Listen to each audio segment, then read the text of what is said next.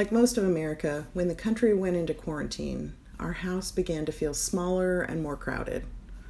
We live in community with 5 adults, and when everyone was sent home to do their work, our house became not only an accounting office, but also headquarters for a local union, all of whose 2,000 members instantly had just become long-term unemployed. The main kitchen for a meal catering company, a full-time college classroom, and a sometimes office for hospital administration. Our nerves were taxed, our internet was taxed, and we were crowded. Add to that many of us were in professions that needed confidential settings for our meetings. Not only did our own lives feel urgent, so did our work. But we are a family that, for generations, has found ourselves at church several times a week. So we debated and consternated and lamented, and even as we grieved the closing of our church programs, it occurred to us that the building of the church was standing empty, unused. It had space, it had internet, and neither of those things was being pushed to the brink the way it was in our home. So Coggins Accounting moved in the March of 2020, originally for what we thought was only going to be a few weeks to get us through the last month of tax season. We all know that our original short-term plans all around the world began to stretch. Meanwhile, as I worked in the Worship and Wonder classroom that became more and more like an office, Reed was using the piano in the main room to prepare his senior recital.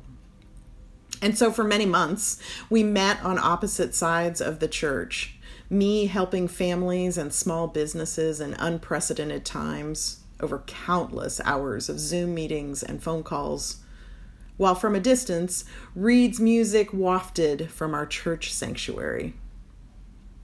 As Reed and I passed each other on either side of the labyrinth, our social distance reminder, we developed a deeper appreciation for each other and our church, often reflecting on inadvertent ambassadorship.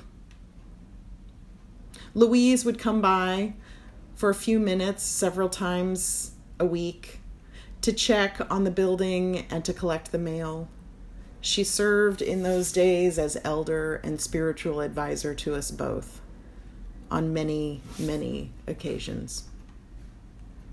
As the days stretched on, the fact that the church was lightly occupied was noticed by the neighborhood. We began to be waved at by the same folks walking their dogs every morning. Children on walks with their parents began to use our window as a "see if you can see the people in the church" milestone. Reed eventually completed his recital. My office grew simply because people needed more and more accounting advice in the middle of unprecedented crisis.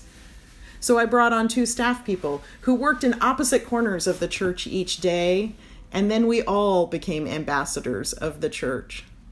My unchurched staff got good at telling the story of Welcome Table Christian Church to neighbors as they chatted with us socially distanced outside.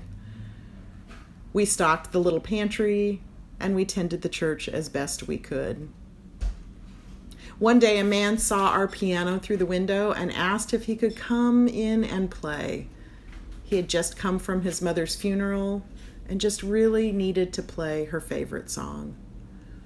We waited outside, hearing his beautiful music waft through the neighborhood. It had been such a strange season. But in the midst of it, the church building, as a ministry in and of itself, was a living and breathing thing for so many. A needed touchstone, for some a lifeline. My office now has a new home in Pioneer Square office space, but these many months at Welcome Table have constantly reminded me that even in seemingly abandoned places, even in paralyzing crisis, even in sad quiet, the church remains a beacon for so many. not only for those of us who think of church as home, but also for those who just for one small moment in time need a place to rest, a touchstone to regroup, and then are ready to be on their way.